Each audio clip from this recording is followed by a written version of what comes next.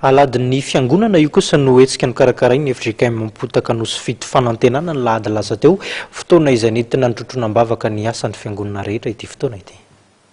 Tamin'ny alady efatra melasa teo kosa no nitanterahana ny antsoina hoe aladin'ny fiangonana ho an'ny FGKM ampotaka anosy fito fanantenana ao amin'ny synodam-paritany Mananara firaisany io.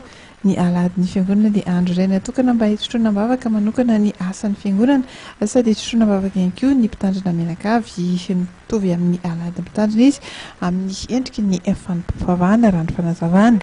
Soran'Andriamanitra lehibe tsika totosazo matsara ny aladin'ny fiangonana amin'ny alady faefatra ny volana May nitondrana-bavaka ny asan'ny fiangonana fa nitondrana-bavaka ihany koa sy nanohanana tamin'ny fomban'ny fiangonana ny mpitondra ny fiangonana dia ny tenanay izany navitatsika ezaka lehibe indray iny hiatrentsika ny asa izay miandry antsika dia ny asa trano vatom-piangonana fa nahafana koa namaritra sahady ny fiara-miasan'ny fiangonana sy ny mpitondra ny fiangonana ary dia nankasitrahantsika an'Andriamanitra fa ankasitrahana koa tsika rehetra izay tonga tamin'izay fotoana izay mitondram-bavaka na ny teto an-toerana na ny tany am-pielezana na hitana santionana izany.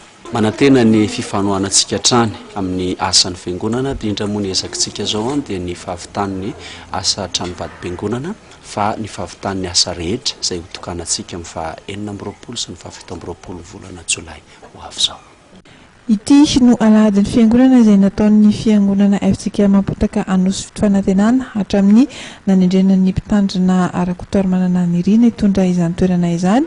Samy nanotra mari-pitiavana ho an'ny mpitandrina moa ny rehetra tamin'ny izany ny mpitandrina menakavy ihany koa dia notolorana vola ho fandraisana anjara amin'ny fanamboarana ny trano vatom-piangonana. Amin'ny faraparan'ny volana Jolay amin'ity taona ity no kasaina hitokanana izay trano vatom-piangonana vaovao izay ary samy efa miezaka ny kristiana sy ny zanakam-pielezana ahavitana izany asa izany ara-potoana.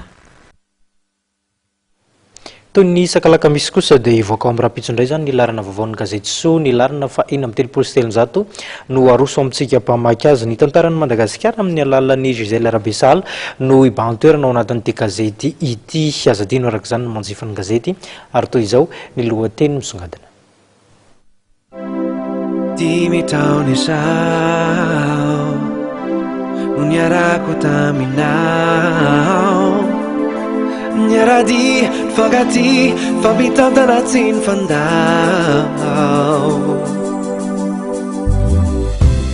nitoky ny famzaha. Pejy 3 ao anatin'ny gazety So no ahitanao ny tantaran'i Madagasikara avy amin'ny dia-peniny ny ramatoa Gisèle Rabesal mpanoratra sady mpaitantara nolo-manga amin'ny firenena rahateo ka ny tantarana Ambohimanga amin'ny alalan'ny tantara indray miseho an-tsary no entina ao anatin'ny gazety So ho fanamariana ny fankalazana ny tsingeritaona na aterahan'ny ramatoa Gisèle Rabesal.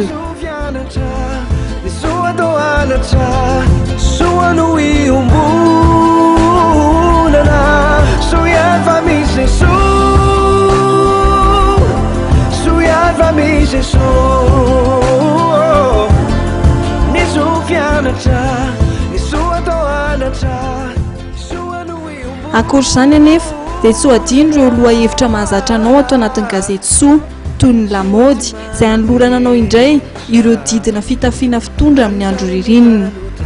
Ny pejin'andro kosa dia ahitanao amin'ny fiteny frantsay ny fanazavana mahakasika ny sakafo ety miady amin'ny aretin'ny miomamiadana sy ireo karazan-tsakafo vaovao hanome hevitra anao hanomanana ny nahandro mandritra ny herinandro vaovao indray.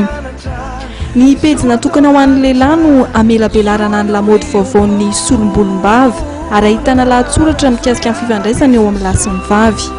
Ao koa ny voka-tsoa entin'ny rano eo amin'ny fahasalamana sy ny andraikitry ny rano ho an'ny lehilahy maniry akahiteny.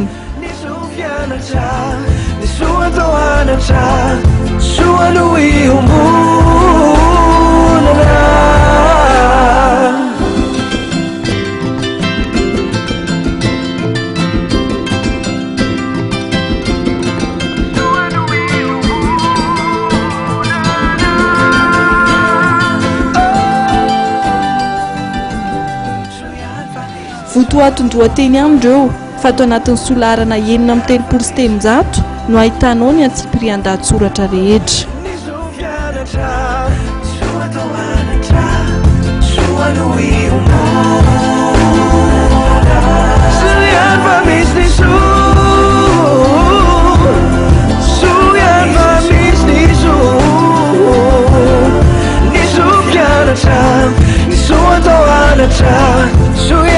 business.